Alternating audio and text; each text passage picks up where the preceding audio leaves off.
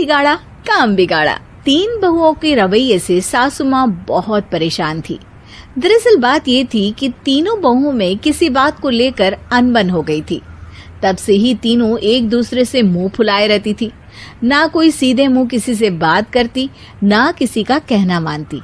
पड़ोसी भी इस बात को जानते थे और जाने कैसे कैसे बातें भी करते। इसीलिए सासू माँ ने तीनों बहुओं को तुरंत अपने कमरे में बुलाया। मैं कई दिनों से देख रही हूँ, तुम तीनों अलग अलग सारे काम कर रही हो।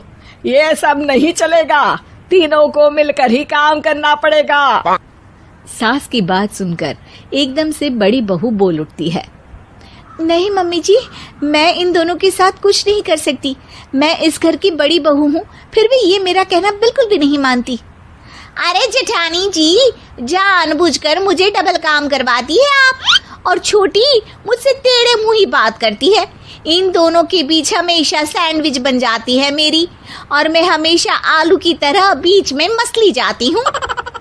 मम्मी जी, इन दोनों को लगता है कि मैं छोटी हूँ तो इनके पैरों तले दब जाऊंगी, लेकिन नहीं, मेरा भी उतना ही अधिकार है जितना इन दोनों का है।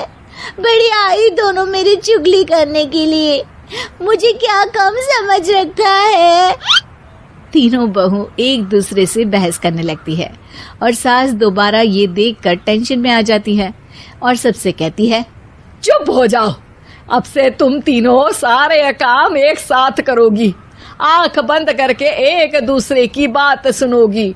तुम तीनों इस बात को गांठ बांध लो, वरना अगली छुट्टियों में तुम्हारा अपना मायके जाना कैंसिल।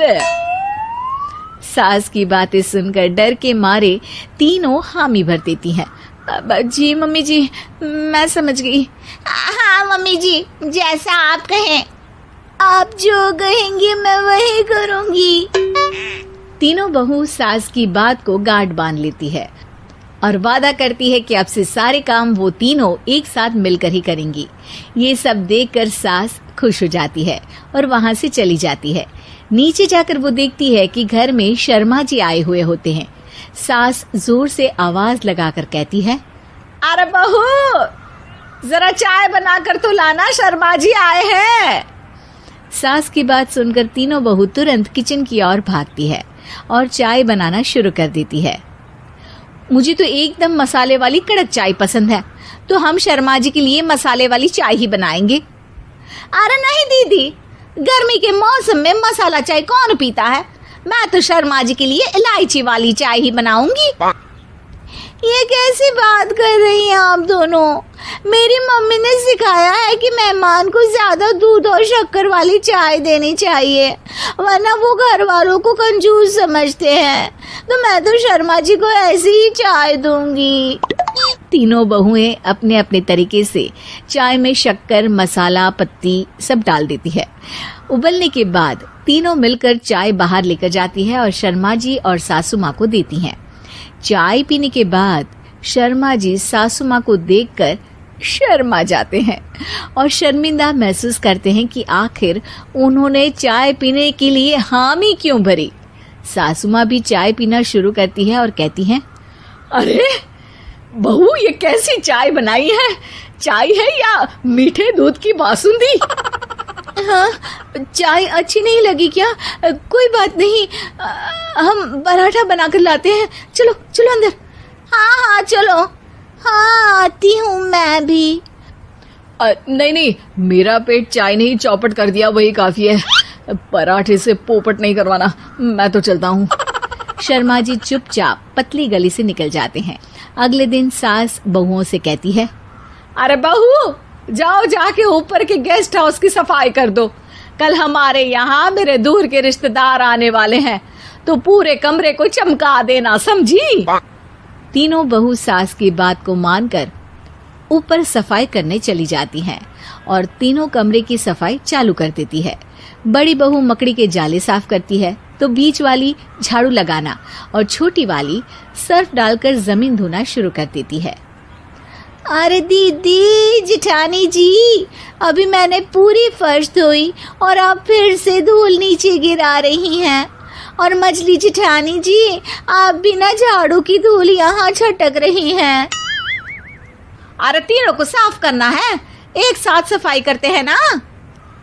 अरे वही तो, हम साथ साथ हैं, घर साफ साफ है। तीनों बहू ऐसे ही काम में उलझ जाती है और 2 घंटे तक एक ही कमरे की सफाई करती रहती है। बहुत देर से अपनी बहुओं को ना देखने के कारण सास ऊपर कमरे में उन्हें देखने जाती है, लेकिन कमरे में घुसती ही वो गीली फर्श पर फिसलने के कारण नीचे गिर जाती है। ओरी मोरी मैया, हड्डी मरोड़ के रख दी। आए मेरी तो कमर ही टूट गई रे। तीनों बहुएं सास को उठाती हैं और बिस्तर पर सुला देती है। अरे मेरे हाथ पैर दर्द कर रहे हैं, दबा दो, आराम मिलेगा। हाँ जी माँ जी। अरे जी माँ जी, जी माँ जी।